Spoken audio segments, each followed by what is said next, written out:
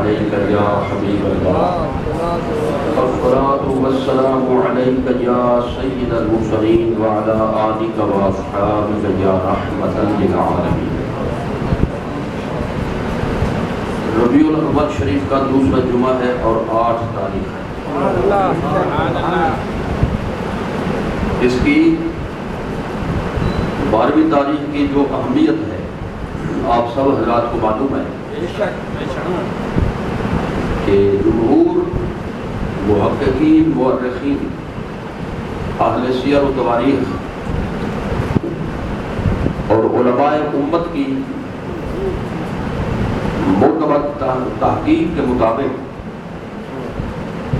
حضور سرور عالم صلی اللہ تعالی علیہ وسلم جب اس عالم رنگ و بو میں اس جہان میں تشریف فرما ہوئے تھے، حضور کی ولادت بعد سعادت ہوئی تھی، تو ربیع الاول شریف کا مہینہ تھا اور اس کی 12ویں تاریخ تھی۔ تو ایام کی مناسبت سے آج جو معروضات پیش ہوں گی ان کا تعلق اسی موضوع سے ہوگا۔ مکمل بات کرنا چاہتا ہوں۔ اللہ تعالیٰ نے اس کائنات کا جب آغاز فرمایا، ارادہ فرمایا کہ وہ کائنات کو پیدا فرمائے، تو آپ جانتے ہیں کوئی بھی عمارت ہو اس کی ایک بنیادی اینٹ بھی ہوتی ہے جس کو سنگ بنیاد کہتے ہیں۔ تو اللہ تعالیٰ نے جس چیز کو کائنات کے لیے سنگ بنیاد کی حیثیت دی، یعنی سب سے اول جس کو پیدا فرمایا اور پوری کائنات کے لیے اسی کو بنیاد بنایا، وہ حضور سرور عالم صلی اللہ علیہ وسلم کی حقیقت مقدسہ ہے۔ اسی کو کہتے ہیں نور، سرکار کا نور۔ سب سے پہلے اللہ تعالیٰ نے حضور کے نور کو پیدا فرمایا۔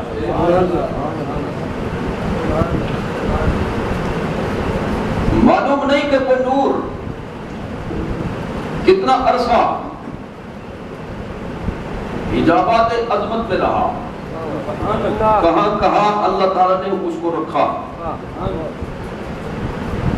البتہ ایک روایت سے اندازہ ہوتا ہے، وہ میں آپ کے سامنے رکھ دیتا ہوں۔ سبحان اللہ۔ مقبول روایت یعنی فضائل مناقب کے حوالے سے اصول یہ ہے کہ اگر سند پر کلام بھی ہو اس سے کچھ فرق نہیں پڑتا۔ تو فضائل کی احادیث میں اس کا شمار ہے، اس لیے یہ مقبول و معتبر ہے۔ حضور سرور عالم صلی اللہ تعالی علیہ وسلم کی بارگاہ میں ایک مرتبہ حضرت جبریل علیہ السلام حاضر ہوئے۔ ویسے تو حاضر ہوتے رہتے تھے، ایک مرتبہ کا مطلب یہ ہے کہ جو بات اس موقع پہ ہوئی وہ میں آپ کے سامنے رکھنا چاہتا ہوں۔ سبحان اللہ۔ ویسے حضرت جبریل علیہ السلام حضور کی خدمت میں 24,000 مرتبہ حاضر ہوئے۔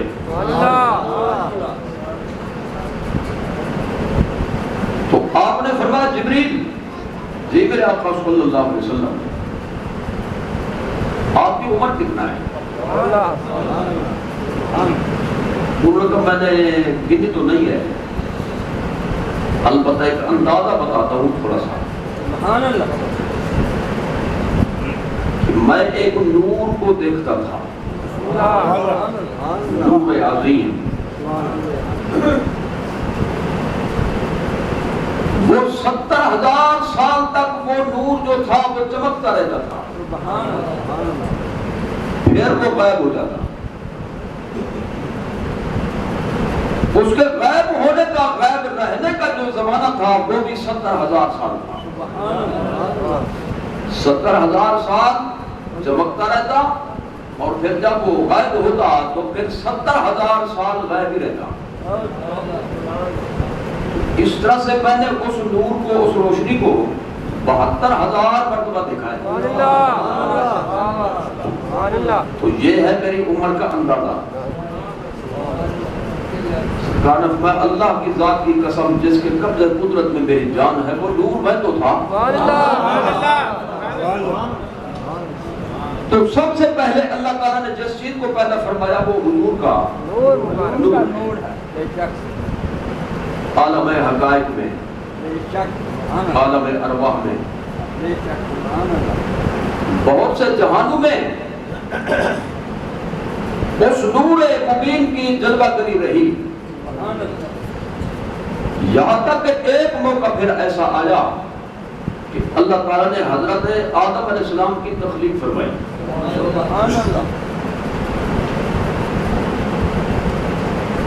آپ کو معلوم ہے کہ اور معلوم ہونا چاہیے کہ کسی بندے کے جتنے بچے ہوتے ہیں، جتنی اولاد ہوتی ہے، اس کے ذرات اصلیہ اس کی پیٹھ کے اندر ہوتے ہیں. اس کے اجزاء، اس کے اولاد کے جو اجزاء ہوتے ہیں وہ باپ کی پیٹھ میں ہوتے ہیں.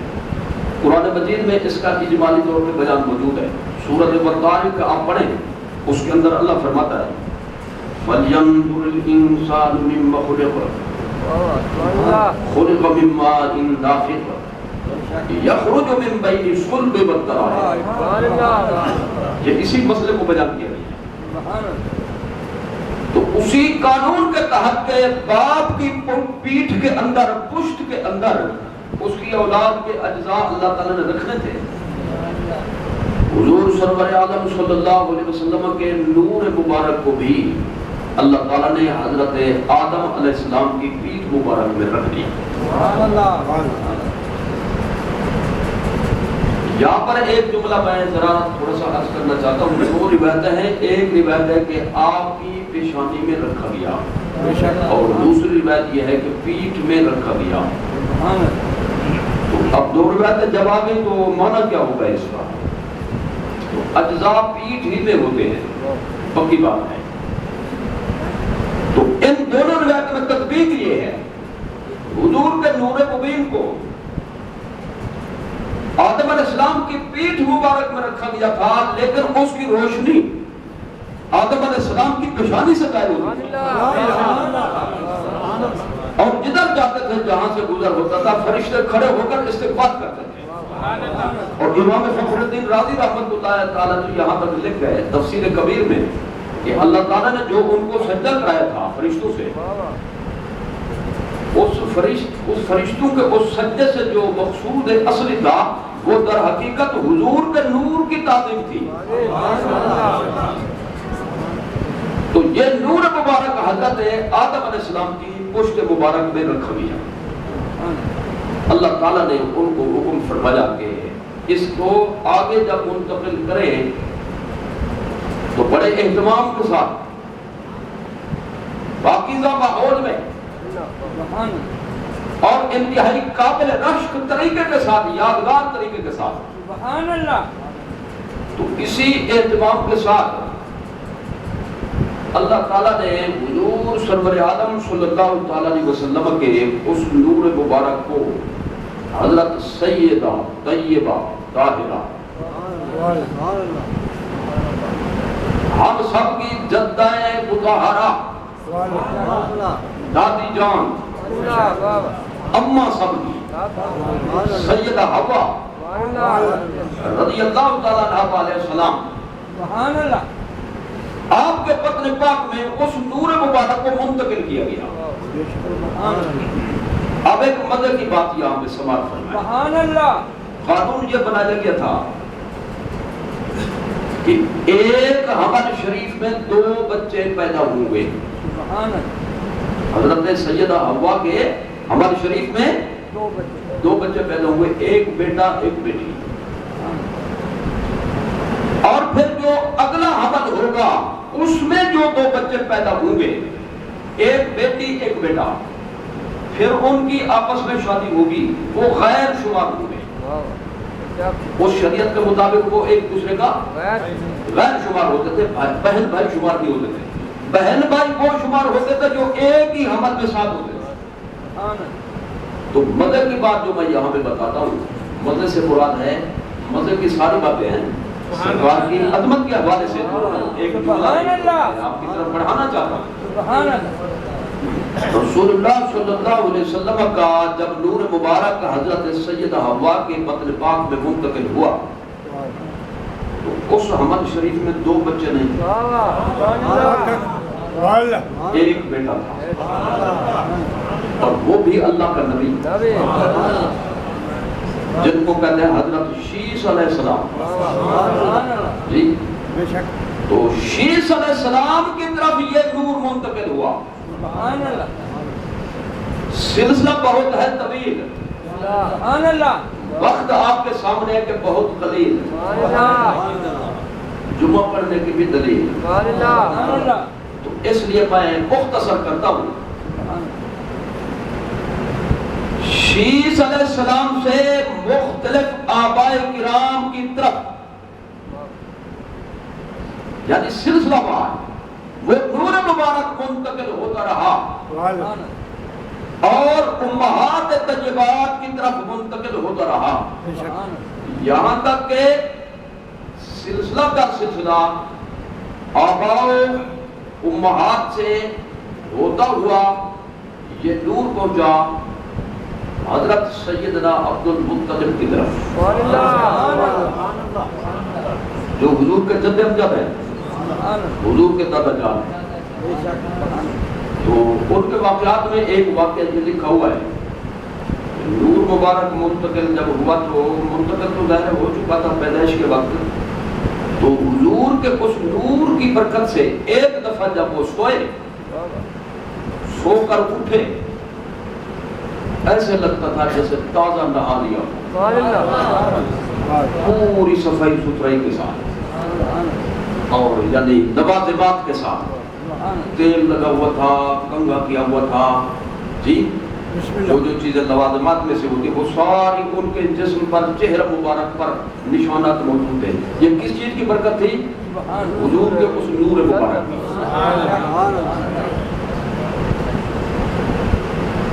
حضرت عبد المطلب سے یہ نور مبارک حضور سرور عالم صلی اللہ علیہ وسلم کے ابا جان، حضور کے والد واجب حضرت سیدنا عبداللہ سب کا یہ رضی اللہ تعالیٰ ان کی طرف منتقل ہوا، اور ان سے یہ نور مبارک سرکار کی والدہ ماجدہ طیبہ طاہرہ مخدومہ کائنات، پتنیاں ٹھنڈے ہیں یا گرم ہیں، حضرت سیدہ آمنہ رضی اللہ تعالیٰ عنہا کی طرف وہ نور مبارک منتقل ہوا. میں بہت سی چیزیں چھوڑ گیا ہوں کیونکہ اختصار کے ساتھ یہ بیان کرنا ہے، اجمال کے ساتھ ٹائم کی قلت اور نزاکت کے پیش نظر. رسول اللہ صلی اللہ علیہ وآلہ وسلم مبارک وسلم کا یہ نور مبارک رجب شریف کی پہلی جمعرات میں یاد رکھیے گا، رجب شریف کی پہلی شب جمعہ شادی مبارک ہوئی تھی پیر کے دن، یہ بھی یاد رکھیے گا، شادی مبارک ہوئی تھی پیر کے دن. لیکن حضرت عبداللہ سے نور مبارک کا جو منتقل ہونا تھا اس کی جلوہ گری تھی حضرت سیدہ آمنہ کے بطن پاک میں. وہ جلوہ گری ہوئی رجب شریف کی پہلی شب جمعہ میں. اس لیے امام احمد بن حنبل فرماتے ہیں میرے نزدیک رجب شریف کی وہ پہلی شب جمعہ لیلۃ القدر سے افضل ہے، کیونکہ حضور کی جلوہ گری کی رات ہے صلی اللہ تعالی علیہ وسلم. رجب شریف، شعبان المعظم، رمضان المبارک اکیلا چلتا ہوں گے تھوڑا سا ساتھ، شوال المکرم، ذوالقعدہ، ذیقعدہ، ذی الحج، اگلا نام لے میں کہتا ہوں وہ تو کمال نہیں ہے، وہ تو آپ بولیں آگے بولیں. ذی الحج شریف، محرم، سفر، آگے اور اب ہے ربیع الاول، یہ مہینہ آ گیا اور یہ حمل شریف کی تکمیل کا مہینہ تھا، یعنی انہی ایام میں تکمیل ہوئی.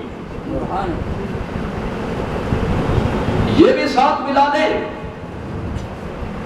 یہ دیسی مہینہ جو گنتے ہو सावन भादो असूज कातक मगर को अजय बुजुर्गों को आएगा, छोटों को नहीं आएगा। मगर को बाग फागुन चेत विशाख आगे है जेठ। मेरे ख्याल में ये भी याद नहीं है किसी को। अगर हार की तरफ ना जब गर्मी ज्यादा है। अब मैं जो बात बताना चाहता हूँ वो गौर फरमाए। जेठ का महीना था, रबीउल अव्वल का था, और उधर जेठ का महीना था सन बिक्रमी के हवाले से, सुभान अल्लाह, और अंग्रेजी साल के हवाले से अप्रैल का महीना था। सुभान अल्लाह, रबीउल अव्वल शरीफ, जेठ, अप्रैल। अप्रैल की 20 तारीख थी या दूसरी तहकीक के मुताबिक 22वीं तारीख थी। वो भी यौम मिलाद है सरकार का। जेठ की पहली तारीख थी। सुभान अल्लाह, सन बिक्रमी 628 था, और इंग्रेजी साथियों को 571 था। रबीउल अव्वल शरीफ जो है ये सन इस्लामी फारूक आजम के दौर से मुतय्यन हुआ, लिहाजा इसमें और सन नहीं कह सकते। रबीउल अव्वल शरीफ का महीना था। जुमहूर मुहक्किकीन के कौल के मुताबिक 12वीं तारीख थी। जैसी 12वीं तारीख थी। एक मौलाना ने चैलेंज किया हुआ है कराची में, टीवी पे बैठकर, तो चैलेंज किया उसने मशहूर होने के लिए। होने के लिए जब लोग मशहूरी चाहते हैं ना तो बसाओ का तो कोई तरीका इख्तियार करते हैं। वो एक मौलाना थे पुराने जमाने में, यानी मशहूर होने के लिए उन्होंने किया, इश्तिहार दे दिया कुत्ता हलाल है। क्या कहा? कुत्ता हलाल है। लोग बड़े ताज्जुब कर भी, अजीब बोल भी है भाई। कुछ खुश हो गए भी, चलो भी पैसे नहीं देने पड़ेंगे, मुफ्त में मिल जाएगा गोश्त। कुछ इस तरह से सोचूंगा, हर दिन के बंदे होते हैं। माँ ने अकेला बुलाया, बेटा हमारा सर सफेद हो गया, हमने बड़े बड़े जमाने देखे, बड़े बड़े मशाइख उलमा के दौर हमने देखे, किसी ने आज तक नहीं कहा कुत्ता हलाल। तू कैसे कहते, कहाँ पढ़े लोग? उसने कहा टाइम से बताऊंगा, काबिला वक्त लीक आउट नहीं करता मैं, राज की बात। एक दूसरे मौलाना खड़े हुए, उसने कहा भी जो कहता कुत्ता हलाल है वो बेईमान है, अगर वो अपने इस दावे में सच जाए तो निकल आए मैदान में, मैं उससे बात करता हूँ। मुनाजरा तय हो गया। जुम्मा के मजमे में लोग महफिल में थोड़े होते हैं, लेकिन मुनाजरे में ज्यादा जाते हैं। बुलाए ना बुलाए, फिर वो कहते हैं चलो भाई, खेल का खेल, तमाशे का तमाशा, मसले का मसला। लोग जमा हो गए, ठाटे मारता समंदर था। उससे मुतालबा खड़े हो जा, अपनी दलील पेश करो, कुत्ता हलाल है। खड़ा हो गया, सबके सामने जा। उसने कहा जो मुझे जानता है तो उसको मालूम है फुलाऊ, जो नहीं जानता तो सुन लो, कुत्ता था भी हराम, है भी हराम, रहेगा भी हराम। मेरी क्या जुर्रत है कि मैं उसको हलाल कहूं? और मुझे कुछ जानता नहीं था, मैंने तो मशहूर होना था। अब देख लो मैं हूं, ये कहते हैं, इनको कहते हैं टिक टाकर। टिक टाकर जो है ना, वो कुछ कारोबारी लोग भी है, अवाम में भी, और कुछ मॉल में भी टिक टाकर है। वो टिक टाकर ये कहता है टीवी पे बैठकर कि मुझे किसी हदीस से साबित कर दो कि 12 रबीउल अव्वल रसूलुल्लाह सल्लल्लाहु अलैहि वसल्लम का यौम मिलाद है। अच्छा भी हम अगर साबित कर दें तो मनाओगे सही है नहीं? तो पहले लिख कर दो कि मिलाद मनाओगे, मिलाद को जायज कहोगे, मुस्तहब कहोगे, आला दर्जे की नेकी कहोगे, फिर हम हमारा नाम दिखाएं तो अहमद रजा के गुलाम ही नहीं है, रिजालिया जमा के कफश बरदार ही नहीं है। तकबीर, नाराए रिसालत, नाराए हैदरी, जश्न ईद मिलादुन नबी, जुमाए अहले सुन्नत। मैं इतना कह देना चाहता हूँ मुख्तसरन, रसूलुल्लाह सल्लल्लाहु अलैहि वसल्लम के 2 सहाबा किराम से मैं साबित कर सकता हूँ, 2 गवाह, سبحان اللہ اور وہ بھی صحابہ کرام. سبحان اللہ انہوں نے صحت کے ساتھ فرمایا رسول اللہ صلی اللہ علیہ وسلم کی ولادت باسعادت ربیع الاول شریف میں ہوئی، پیر کا دن تھا اور 12ویں تاریخ تھی. دو صحابہ کرام نے یہ بات فرمائی، حضرت جابر نے اور حضرت عبداللہ بن عباس نے. سبحان اللہ حوالہ اس وقت دکھاؤں گا جب اس کا جواب آئے گا. سبحان اللہ آگے سمجھ میں صحیح ثابت کروں گا صحیح سند کے ساتھ. سبحان اللہ جی ایک کتاب نہیں، میں ان کو ڈھیر لگا دوں گا کتابوں میں انشاءاللہ. تو یہ ثابت ہے، کیا ہے؟ ثابت ہے صرف صحابہ سے نہیں بلکہ طبقہ تابعین سے بھی ثابت ہے. سبحان اللہ وہ بھی میں دکھاؤں گا. سبحان اللہ اور یہ اس حوالے سے جو ضروری امر ہے قابل غور وہ یہ ہے کہ بھی صحابہ بھی یہی کہتے ہیں ربیع الاول کا مہینہ، ہاں جی پیر کا دن اور اس کی 12ویں تاریخ.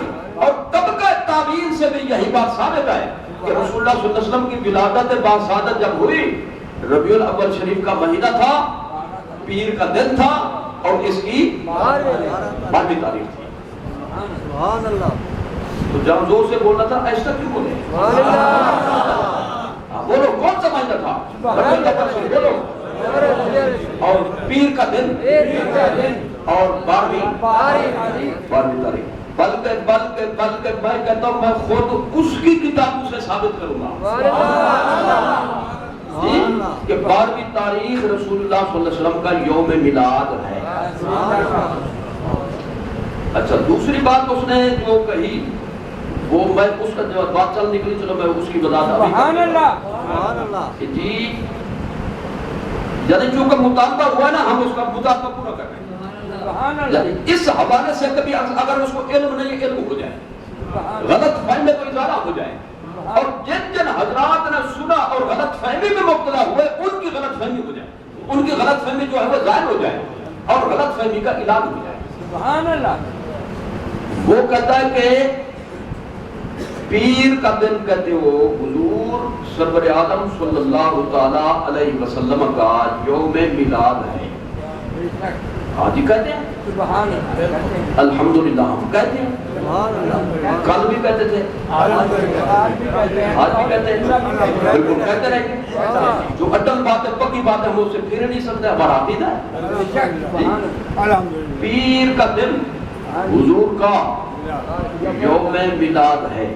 آگے وہ مولانا کہتے ہیں کہ جب یہ یوم میلاد ہے تم کہتے ہو یہ عید کا دن ہے ہمارے لیے. سبحان اللہ ہاں جی ہم یہ بھی کہتے ہیں عید کا دن ہے. صرف عید نہیں کہتے بلکہ سید الاعیاد کہتے ہیں. یہ ایسی عید ہے جو تمام عیدوں کی سردار عید ہے. اسی عید کے صدقے میں ساری عیدیں بھی نہیں. ہم اس بات کو مانتے ہیں. کہتے ہیں سوال یہ ہے کہ پیر کے دن روزہ رکھنا جائز ہے کہ نہیں؟ سبحان اللہ اس کا جواب یہ کہ جائز ہے. سبحان اللہ جائز نہیں بلکہ سنت ہے. سنت ہے جی اعلیٰ درجے کی سنت ہے، بے شک قولی بھی فعلی بھی. یعنی حضور نے خود بھی روزہ رکھا پیر کے دن کا، بے شک سبحان اللہ اور پھر اس کے ساتھ ساتھ ہمیں بھی فرمایا، امت کو بھی فرمایا تم بھی یہ روزہ رکھا کرو. سبحان اللہ تو کہتا ہے اگر یہ عید ہے تو عید کے دن تو روزہ ہوتا نہیں ہے. سبحان اللہ اگر روزہ صحیح ہے تو عید کہنا غلط ہے، اور اگر عید کہنا صحیح تو روزہ غلط ہے. سبحان اللہ یہ پریشان ہو گیا کیا یہ پرے کہا کے برابر نہیں، تنکے کے برابر اس کی حیثیت نہیں سوال کی. سبحان اللہ سبحان اللہ ایک ناچیز ذرے کے برابر بھی اس کی حیثیت نہیں. سنیے جواب، اس کے دو جواب ہیں. سبحان اللہ ایک جواب یہ ہے کہ ہر عید میں روزہ منع ہو تم نے دکھانا ہے. ہر عید میں روزہ منع نہیں، ہمت کرو، ہر عید میں روزہ منع نہیں، کچھ عیدوں میں منع ہے. حضور نے فرما دیا کہ عید الفطر میں روزہ نہ رکھو. سبحان اللہ اور عید الاضحیٰ میں بھی روزہ نہ رکھو، بلکہ ایام تشریق جو گوشت والا دن ہے، مہمانی اللہ تعالیٰ سبحان اللہ جی اللہ مہمانی دینا چاہتے تو منہ بند کر کے بیٹھ جاؤ، سبحان تو یہ میزبان کی توہین ہے بے شک جی۔ اس لیے ان ایام میں روزہ نہ رکھو۔ تو میں کہتا ہوں کچھ عیدوں میں روزہ رکھنا منع ہے، اور جن میں منع ہے ان میں رکھنا جائز نہیں۔ دکھانا یہ ہے بات پوری تب ہوگی کہ ہر عید میں روزہ رکھنا منع ہے، اور میں کہتا ہوں ہر عید میں روزہ رکھنا منع نہیں ہے، ہر عید میں روزہ رکھنا منع نہیں ہے۔ آپ پچھلے بولو گے یا ہم ہمت کر ذرا ساتھ ہو، ہر عید میں روزہ رکھنا منع نہیں ہے، کسی حدیث میں نہیں ہے ہر عید میں جو بھی عید ہو روزہ نہ رکھو اس میں، حضور نے ہر عید میں روزہ رکھنے سے منع نہیں فرمایا۔ اب میں یہ دکھا دوں ساتھ ساتھ کہ عید ہے روزہ بھی ہے، دکھاؤں؟ اچھا مجھے پتہ ہے آپ کیا کرنے آئے ہیں یہاں پہ، کیوں تشریف لائے ہیں؟ وہ بچہ نہیں کہا چلے جاؤ، میں پوچھ رہا ہوں کیا کرنے، کیا کام ہے آج آپ، کیوں جمع ہوئے جی؟ یعنی جو سارے نہیں بول رہے ان کو پتہ ہی نہیں کیوں ہے، پتہ ہے تو پھر اللہ کے گھر میں بیٹھ کر جی اخلاص سے کام نہ دیں، سخاوت کریں ذرا اس بات کی، حضور کی شان کو بوڑ دے رہے ہیں۔ آپ بتائیں کیا کرنے تشریف لائے؟ جمعہ پڑھنے، اس کا مطلب ہے آج جمعہ کا دن ہے۔ ان سے پوچھو جمعہ کا دن عید ہے کہ نہیں؟ نعرہ تکبیر، نعرہ رسالت، نعرہ تحقیق، نعرہ حیدری۔ وہ بولو جمعہ کا دن عید ہے کہ نہیں؟ کس کتاب میں لکھا ہے؟ صحیح بخاری میں، صحیح بخاری، صحیح مسلم میں، صحیح مسلم میں، جامع ترمذی میں، سنن ابن ماجہ میں۔ کس کا فیصلہ ہے؟ سرکار کا۔ کس کا فتویٰ ہے؟ فاروق اعظم کا۔ کس کا ارشاد ہے؟ حضرت عبداللہ بن عباس کا۔ کہ جمعہ کا دن مسلمان کے لیے عید کا دن ہے۔ میں وہ حدیث آپ کو یاد دلا دوں، حضرت فاروق اعظم بیٹھے ہوئے تھے اور دوسری بات پہ حضرت عبداللہ بن عباس بیٹھے ہوئے تھے، دو واقعات ہیں الگ الگ۔ ایک یہودی آ گیا، یہودی ہونا گیا، یہودی آ گیا، کہنے لگا ایک بات کرنی ہے۔ حضرت فاروق اعظم نے فرمایا جی کرو، حضرت عبداللہ بن عباس نے فرمایا کرو۔ کہنے لگا کہ تمہارے قرآن میں ایک آیت ایسی ہے سبحان اللہ، اگر وہ ہماری تورات میں ہوتی سبحان اللہ، تو جس دن وہ آیت ملی تھی ہم اس دن کو عید کا دن تصور، ہم عید مناتے اس دن میں۔ حضرت فاروق اعظم نے فرمایا پڑھو کون سی آیت ہے؟ ادھر حضرت عبداللہ بن عباس نے فرمایا دوسرے موقع پہ پڑھو کون سی آیت ہے؟ جو انہوں نے پڑھی اليوم اکملت لکم دینکم واتممت علیکم نعمتی ورضیت لکم الاسلام دینا۔